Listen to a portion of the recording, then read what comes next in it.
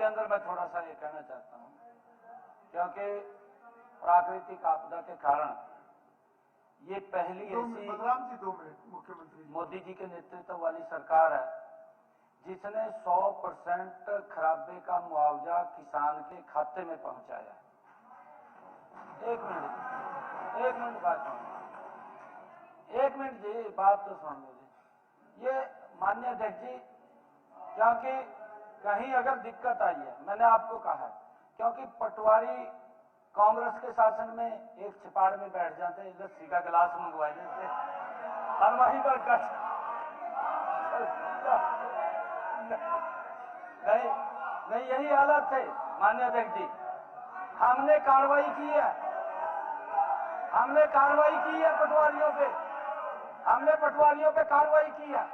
और मैं आपके क्षेत्र का भी बता रहा हूं, 6.5 करोड़ रुपया, 6.5 करोड़ रुपया आपके हल्के के अंदर किसान के खराबे का भेजने का काम किया। ठीक है माननीय अध्यक्ष जी, कुंतला जी, माननीय अध्यक्ष जी, बैठो।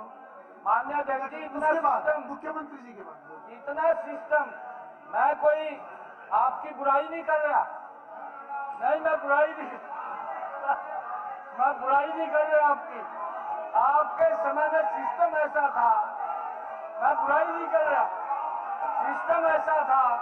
चलिए आप उसके बाद में दूंगा समय आपको। ऐसा सिस्टम था, पटवारी गांव में जय करा था, चपाल पर बैठ जाता, किसान ने कह देता कहा लस्सी लो, लस्सी पी का आ जाता, जवान लस्सी दे देता, कचड़ा देता, बाकी देखते रहते थे। ये इनके समय में था। परंतु आज मैं आपको बता रहा हूं, हमने कार्रवाई की है। हमने कहा है कि पटवारी की जिम्मेवारी है कि अगर किसी किसान का फसल का खराबा हुआ है तो उसका 100% लिख करके हमें देगा। हमने उसके लेयर भी बनाए हैं माननीय अध्यक्ष जी। अगर 25% है, 50% है या 75 या 100% है, अगर 25% है तो कुछ नहीं मिलता, अगर 50% है तो 20% मिलेगा, 100% है तो 100% मिलेगा, और उसका देने का काम कर रहे हैं। अभी भी हमने इसके बारे में कहा है कि अगर किसी की गलती है वो गलती को अपनी भुगतेगा, उसके खिलाफ कार्रवाई होगी, और जो किसान हमारा बचा है उस तक पहुंचाने का हम काम करेंगे अगर कोई छूटता है। बलराम जी, बाकी बैठेंगे, बाकी सब बैठेंगे, विकास आप भी बैठेंगे। बलराम आपकी केवल बलराम गांधी एक छोटी सप्लीमेंट्री। सर बिल्कुल, और मेरे क्वेश्चन को गोलमोल कर दिया गया। नहीं कोई बात नहीं, आप अपनी सप्लीमेंट्री सेशन में भी, पिछले सेशन में भी मैंने ये मांग की थी। हमारी गोलमोल नहीं किया गया। एक 23 के 23 मेरे बाद में दोबारा लास्ट सप्लीमेंट्री है, फिर आप जवाब दे दीजिए। मंत्री जी लास्ट सप्लीमेंट्री, मंत्री जी लास्ट सप्लीमेंट्री है, फिर आपको दोबारा बोलना पड़ेगा ना सर। लास्ट सप्लीमेंट्री आपकी शॉर्ट में मैंने मांग की थी स्पेशल कि हमारे इसको जो ये प्राकृतिक आपदा घोषित की जाए, सेंटर से भी इसके लिए मांग की जाए बाढ़ के लिए, लेकिन हरियाणा सरकार ने सिर्फ और सिर्फ अपने यहाँ के लिख के नहीं दिया, पंजाब को और हिमाचल को इस चीज का मुआवजा मिला। चलिए आप अपने प्रश्न की सप्लीमेंट्री अगर है तो पूछो। अभी बताता हूँ। मेरे सर मोखरा गांव बहुत बड़ा गांव है, उसमें 747 किसानों ने सिर्फ 16 को मिला सर। खरकड़ा है 201 ने, उसमें किसी को नहीं दिया। खेड़ी में सर एक भी किसान को नहीं मिला। लाखन माजरा एक भी किसान को नहीं मिला सर। मदीना में भी एक भी किसान को। आपका कहना है कि जितनों ने भरा इसमें कम मिला है। शहर में सर 1040 लोगों ने। जी मंत्री ठीक है बलराम जी, आपकी बात है आगे इतना लंबा नहीं, आप सारे का जनरल बोल दो ना। अरे भैया जनरल बोल दो ना, एक एक गाँव थोड़ा बोलना गाँव आगे रिकॉर्ड में मैं जवाब दे रहा हूँ। हाँ 40 किसानों ने किया सर, एक को भी नहीं मिला। जी मंत्री जी, तो इन बातों के ऊपर ध्यान करके वो किया जाए सर। इन्होंने जो 23 गांवों की जो लिस्ट दी है, सभी गांवों को री एग्जामिन करा लिया गया है। उसकी रिपोर्ट री एग्जामिन करा लिया गया है।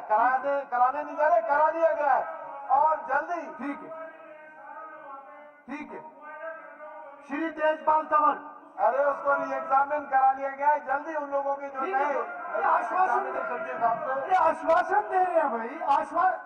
री एग्जामिन करा लिया और इसके आगे क्या क्या जवाब चाहिए आपको? ठीक है, बैठिए आप तेजपाल तंवर।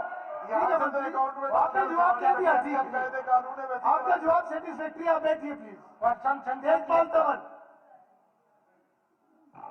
जी। मंत्री जी।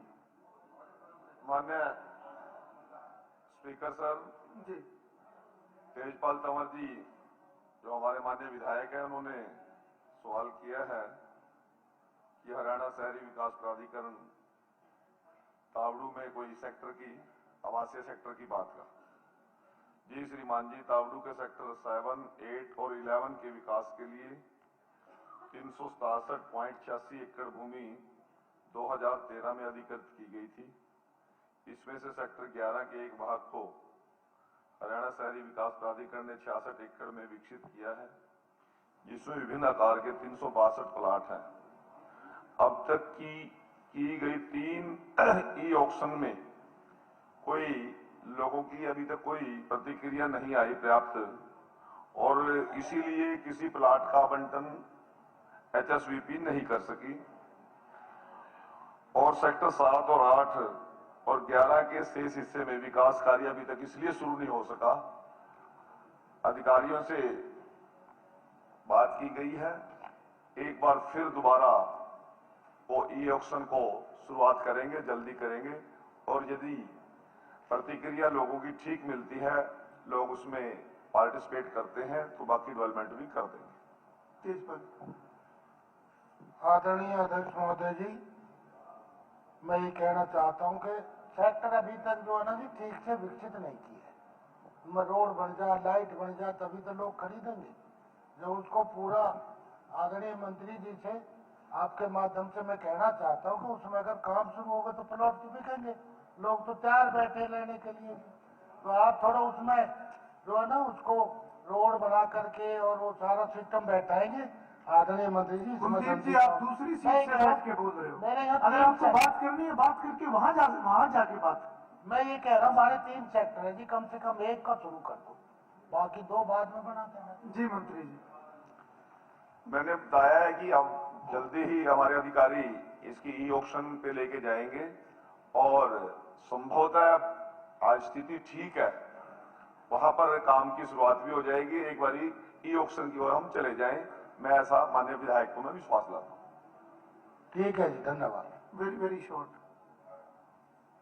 के माध्यम से मंत्री जी से जानना चाहूंगा कि आखिरी ई ऑक्शन कब करी गई थी, और एचएसवीपी में बिना ई ऑक्शन के भी कोई और प्रतिक्रिया है? वो आप अलग से जानकारी मांग लेना, वो इस प्रश्न का हिस्सा नहीं हो सकेगा। नहीं सर, आप जानकारी मांग लेना। जानकारी सर अलग से मांग कितनी ई ऑक्शन कब करी गई थी? क्योंकि 2008 से है सर, इसका एक्वायर हुई है जमीन जी। ऑक्शन के अलावा भी अभी कुछ कहना चाहेंगे या बाद में बताना चाहेंगे?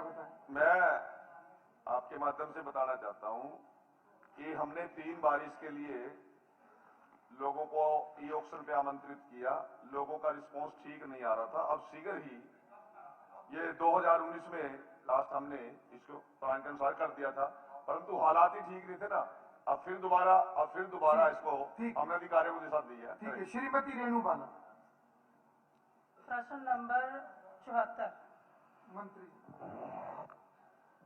नहीं श्रीमान जी, कोई महाविद्यालय विश्वविद्यालय का प्रस्ताव विचाराधीन नहीं है।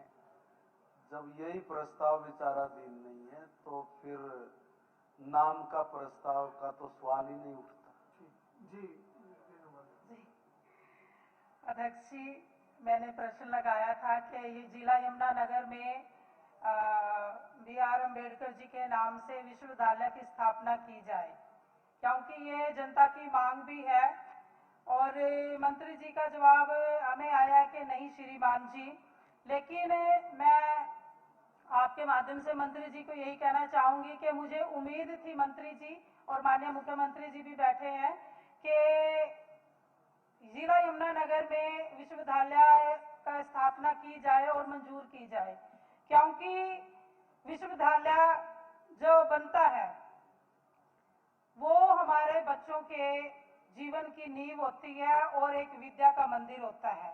लेकिन जवाब आया नहीं श्रीमान जी। लेकिन मैं अध्यक्ष जी आपके माध्यम से मंत्री जी से यही कहना चाहूंगी कि यमुनानगर जिले में डॉक्टर भीमराव अंबेडकर जी के नाम पर विश्वविद्यालय की स्थापना समय की मांग भी है और आवश्यकता भी है, क्योंकि जिला यमुनानगर में साथ लगते हुए हमारे घाट क्षेत्र है, पिछड़ा हुआ इलाका है। वहाँ के जो बच्चे हैं दूर दराज पढ़ने के लिए नहीं जा सकते और इसमें वो इतने सक्षम भी नहीं है कि दूर यूनिवर्सिटी में जा सके। तो जिले में अगर यमुनानगर में हमारे विश्वविद्यालय की स्थापना की जाएगी तो इसमें शिक्षा, रोजगार और सामाजिक न्याय की दिशा को एक महत्वपूर्ण इसमें कदम सिद्ध होंगे। और माननीय स्पीकर सर, 15 महाविद्यालय हैं, सरकारी, स्वपोषित और निजी मिला के, मगर मुझे एक बात समझ में नहीं आ रही। क्वेश्चन में लिखा क्या भारत रत्न, तो भारत रत्न अब बड़ा याद आ रहा है सर। डॉक्टर साहब के नाम से ऑलरेडी मैं ठीक हूं तो मुझे ध्यान में आ रहा, शायद सम्मानित सदस्य ने ये क्वेश्चन पहले भी लगाया है और ये मैंने पहले भी अगर देखो हो सका मैं गलत भी, मगर मुझे कुछ ध्यान आ रहा। मैंने बताया भी था कि भी राई में ऑलरेडी हमारा एक महाविद्यालय विश्वविद्यालय है और वो डॉक्टर जी विश्वविद्यालय और डॉक्टर साहब के नाम से ही, वो डॉक्टर साहब के नाम से ही है, तो इसलिए दूसरे का तो सवाल ही नहीं बनता। मैं ये कह रहा हूं कि अब देर आए दुरुस्त आए, बाबा साहब के साथ भारत रत्न लिखने का अवसर। जय हो अटल जी, आपने बड़ा उपकार किया था। श्री सुनील सतपाल सागवान, आजादी के 70-60 साल बाद सर भारत रत्न का उनको जो उपाधि दी। देखिए नामकरण सेकंड